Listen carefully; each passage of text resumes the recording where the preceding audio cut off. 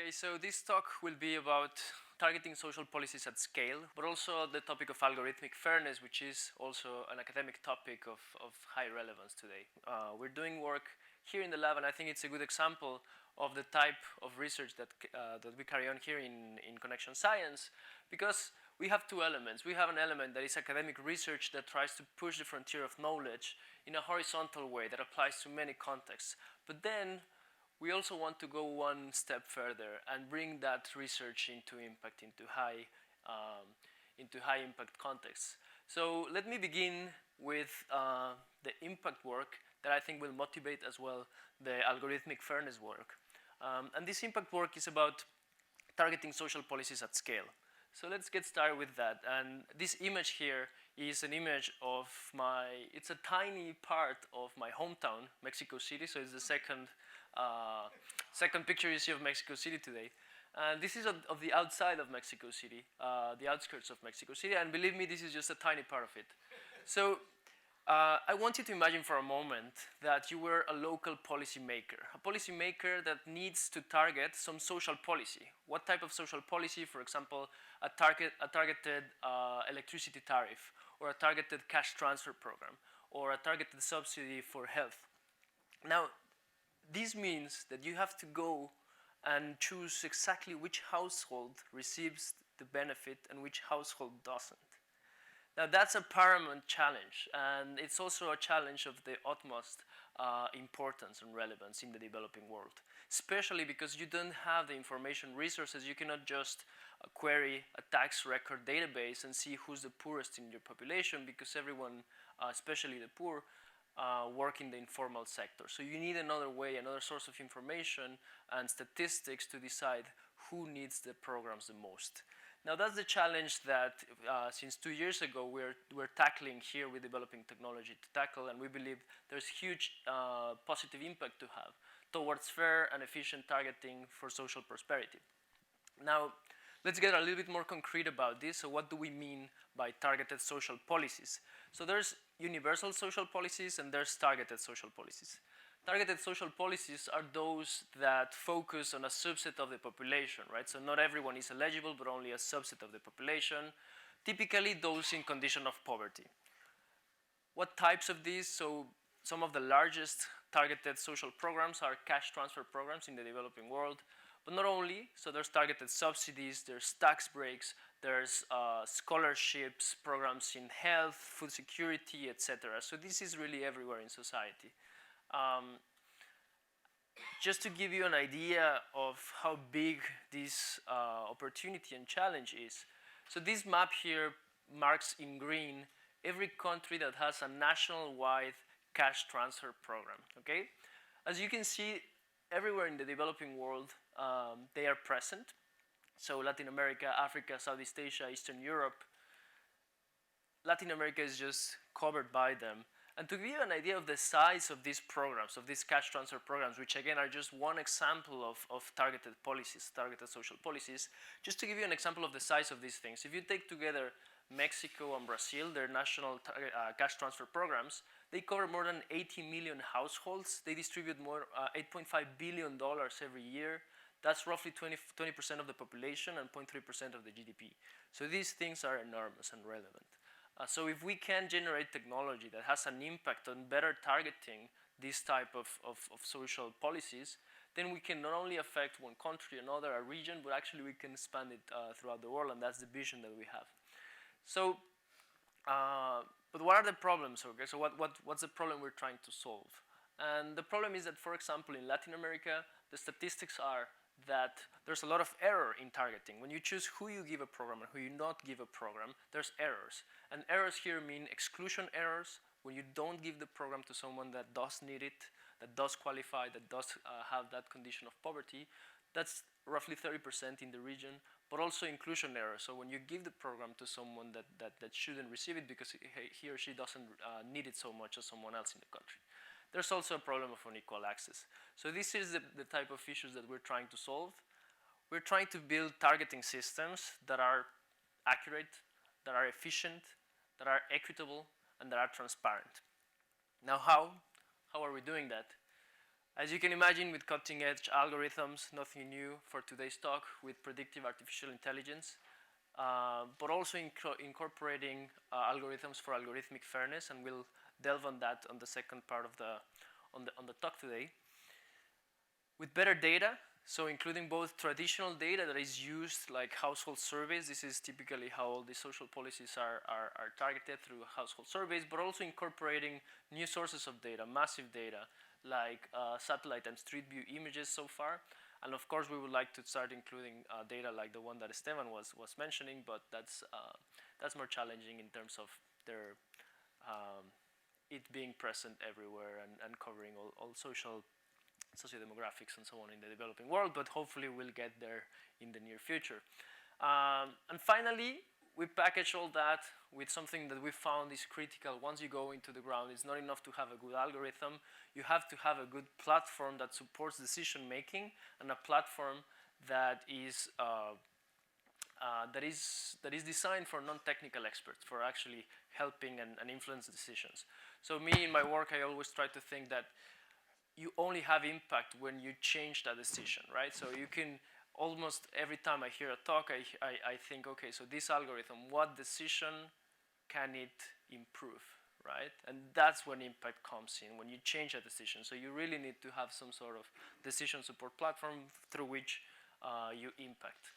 So let's just double click what we mean by algorithmic targeting. So how do you do that, and where does it add value and how much value? So typically, this would be in the ideal scenario, and actually by law in most countries, social policies, there's a law saying, okay, we're targeting the poor, that's it.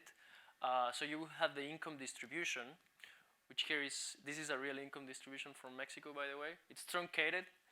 If we hadn't truncated it, it would go all the way, I think, to the other side of the river. Real. I once tried to plot it like smaller and smaller. It's just, you cannot plot it completely. So this is Mexico, yeah. This is Mexico. So it doesn't end with Carlos Slim? Yes, I don't think he's even in the survey, but yeah. Not even that. Not even Carlos Slim. Yeah, so what the law says is, well, you just take everyone that is below the poverty line, and that's it, right? There's not much to it. Of course, you don't have data to do this, right? Because I told you everyone lives in the informal sector, so you have to estimate it somehow, and that's where all the complexity comes in.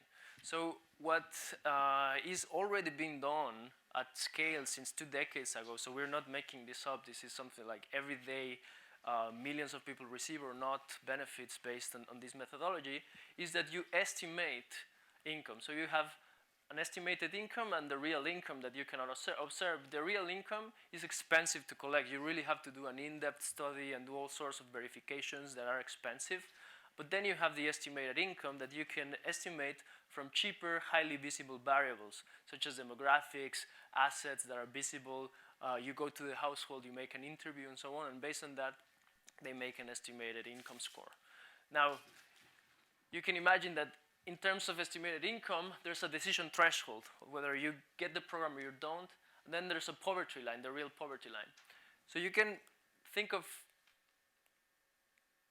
okay, so yeah, above the poverty line you have the non-poor, the poor, then left and right you have the ones that receive a social policy, a social benefit, and the ones that don't receive it. And then you have your typical false positives, false negative errors, right?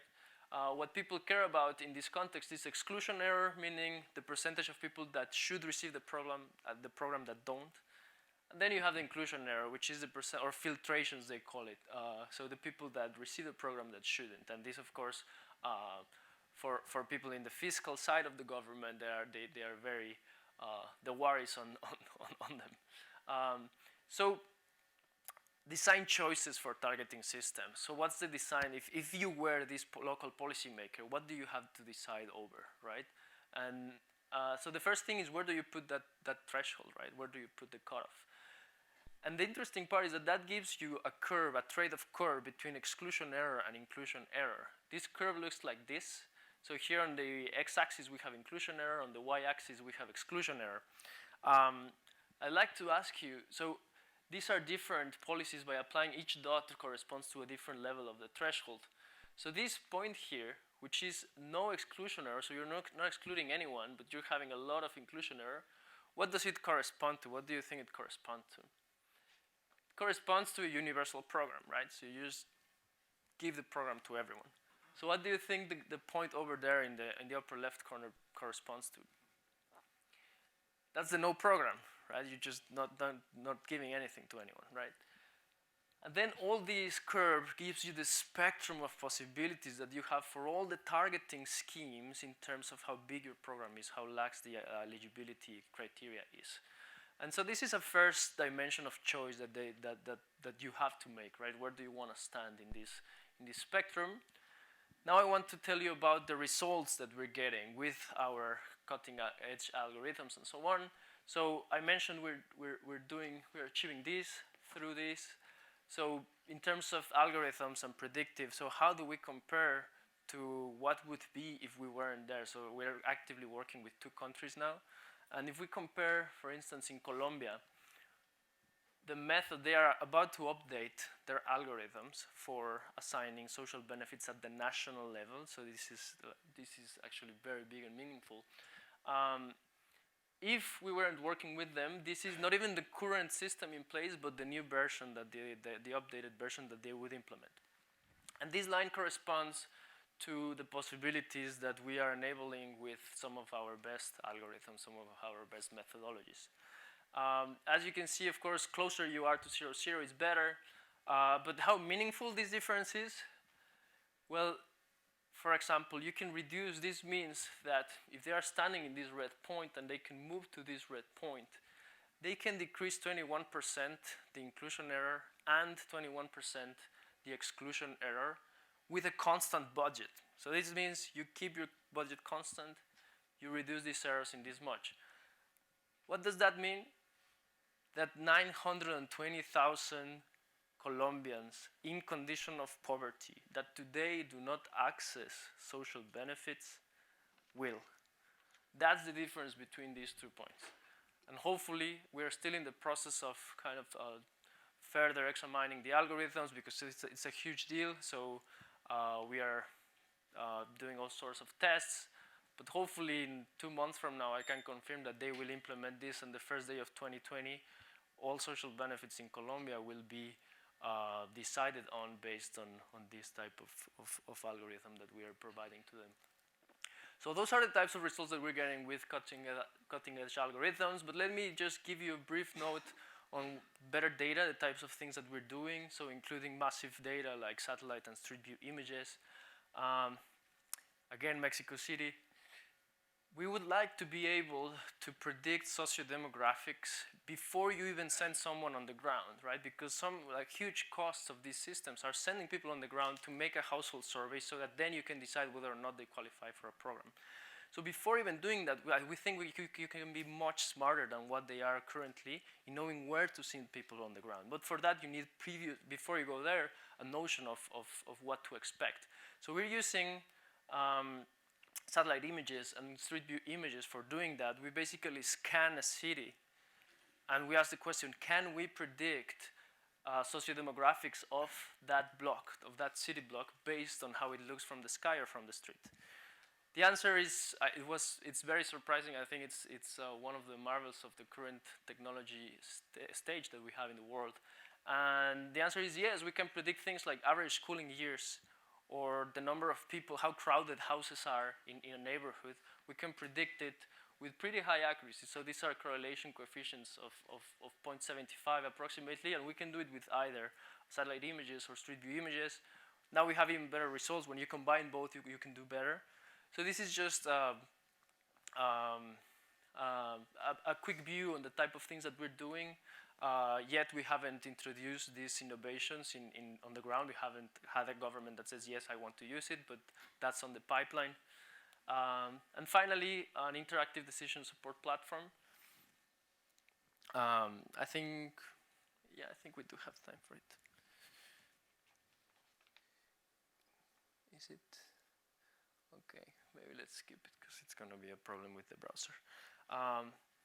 But anyways, we package this in an interactive visualization so that non-technical experts, they don't have to know machine learning, but they do have to know about their own preferences in terms of budgets, in terms of exclusion versus inclusion, subgroups of the population that they care about, so that they can make better decision making. Yeah. So one final note, and this starts to be the segue to the topic of algorithmic fairness. Because you have to know, if we're implementing these algorithms at that scale, in such a sensitive, socially important context, then we better make sure that we're doing things right?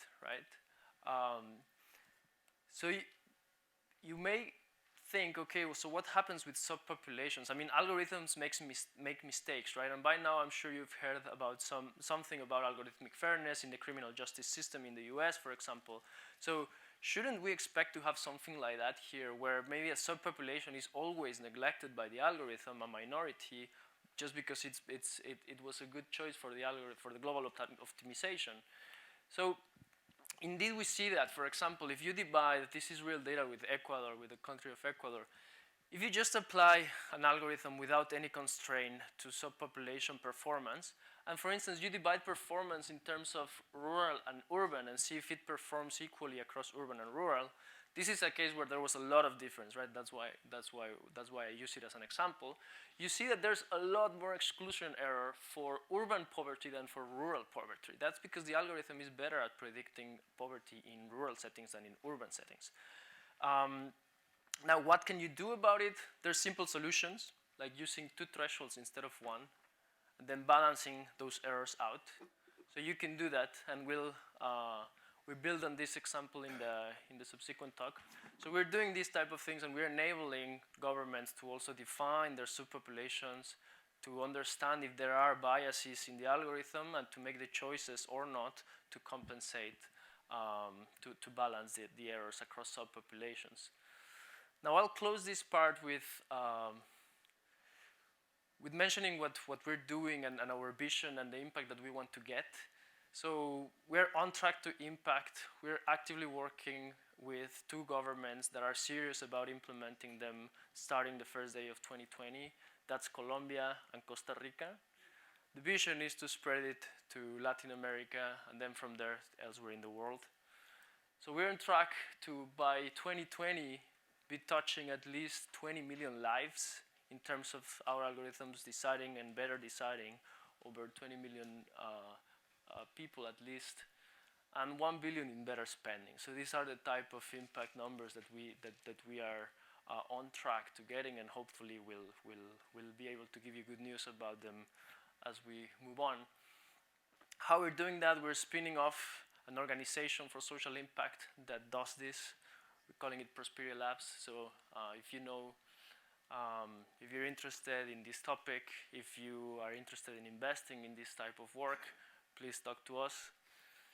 And now let me start switching gears. I have 10 minutes if I, yes. I know. The math doesn't, I'm trying to keep on time. Okay, so we'll be brief. So again, we deep dived on the impact, right?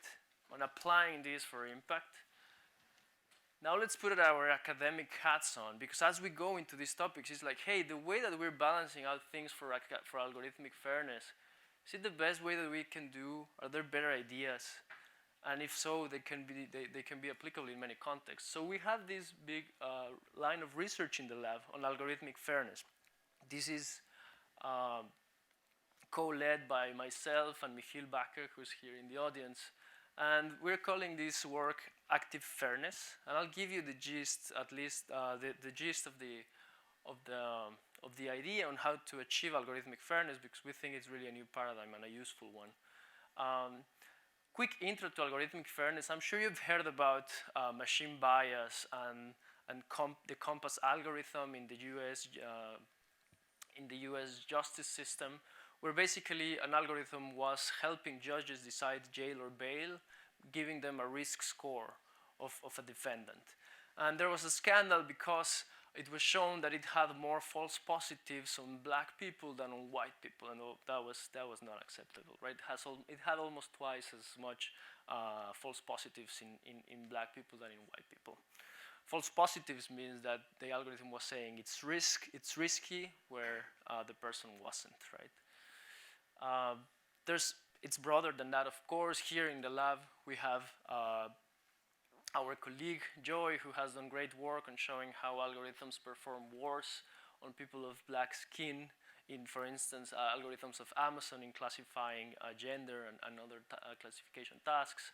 But it's also in medicine, for example, in algorithms that classify skin cancer. It was shown that they might be, as the article says, leaving people from dark skin behind, and so on. So there's huge interest in algorithmic fairness lately, not only in the policy world, but also in academia. And we're also helping push the boundary on this realm. So just quickly, sources of unfairness. Why are algorithms unfair, disparate? Well, two big reasons. Why? Because of pre-existing biases in the data. Two, because of sample size disparities. So those are sources. Now what we're doing is, okay, but what do you do about it? How do you correct for algorithmic unfairness, right? And we might not have time for this, but formal measures of fairness, very simple. If you care about errors, you want errors to be balanced, right? So the notion of equal odds means that you have, for two subpopulations, for two groups, you have equal false positive rates and equal false negatives rates. That's just the concept of equal odds. And a second, a relaxation of it is what has been pitched as equal opportunity, which is just parity in one of these two. For example, false positives, and that's the notion of equal opportunity. Now, how do you achieve algorithmic fairness? There's two methods that have been proposed, mainly, like two paradigms. One is what I showed you before, which is, well, let's just shift that threshold, right? Let's just like accept more people of that group, and then we'll balance that. That corresponds, if you're familiar with ROC curves, to move along an ROC curve. That's what you can do. That's your space that you can move as you move the threshold. Now, if you now have two groups, the blue group and the green blue, you have two ROC curves of true positives and false negatives. By the way, you want to be up there in the corner. So by moving the thresholds, you can balance, for instance, the true positives as in there at different levels just by moving the thresholds. So that looks good, so you can do that. Now, and even you can have equal odds, as in that star over there, if you correctly place the thresholds. The problem is that it's a single solution. If there's only one red spot in the graph where the two curves cross. So to solve that, people have proposed something else, which is deteriorating the performance in one of the groups, adding noise.